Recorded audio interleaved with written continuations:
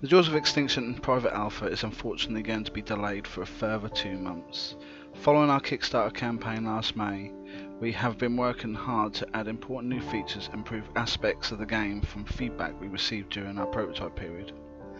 In light of this delay, we want to show you some of the features we have been working on in this time. For more information on the game and to become part of our community, please visit our Discord server. We hope you enjoyed the video and we appreciate your continued support and patience. Thank you. We have given our UI a complete ergonomic and visual overhaul. We feel the design changes have drastically increased its ease of use, as well as allowing it to blend in more with the surrounding world.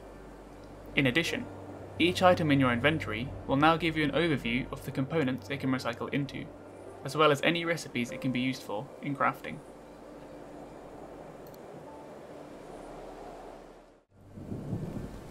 We have also improved the UI for buildings.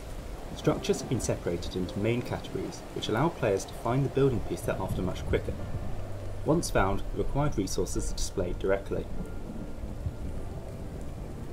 We have decided to separate the building parts from the crafting system, as we found it hindered the creative building pipeline. Originally, you would have to wait whilst your resources were crafted, and then shift your building parts into a hotbar. Now, all players need to do is navigate your selected structure and place it on the ground. Now the two systems have been divided, we feel the building process is much more fluid and enjoyable. Within survival games, looting is often essential for survival, as well as being an important mechanic. We've tried to make these mechanics as simple yet immersive as possible.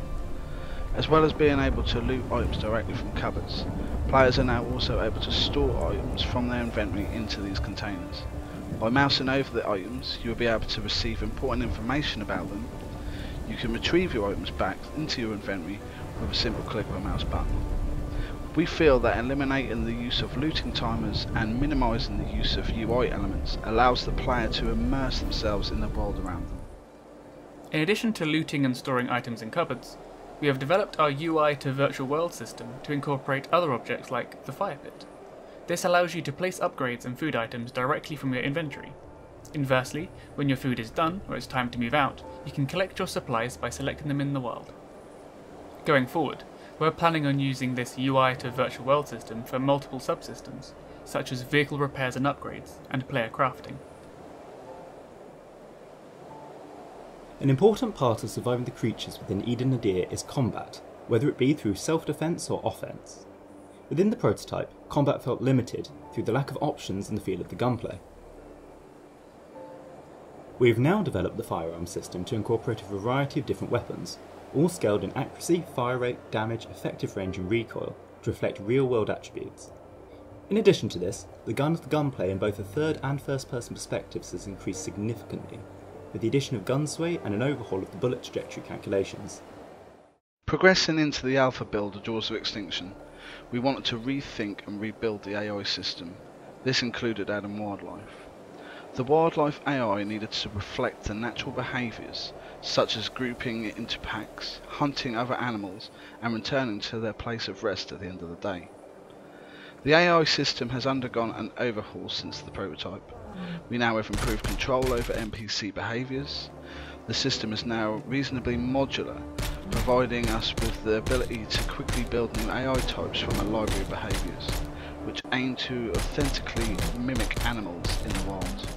Simple but important processes like opening doors have also been amended within the private alpha. Within the prototype, doors would automatically swing open when the players interacted with it. Now, both the character and door animate synchronously when interacted with. Players will have the option to open the door slowly and quietly, or if you're in a rush, kick the door open, but you will risk making more noise.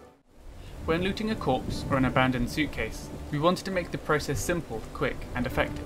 To achieve this, we removed the need for UI elements altogether. Players will no longer need to drag items from one container to another.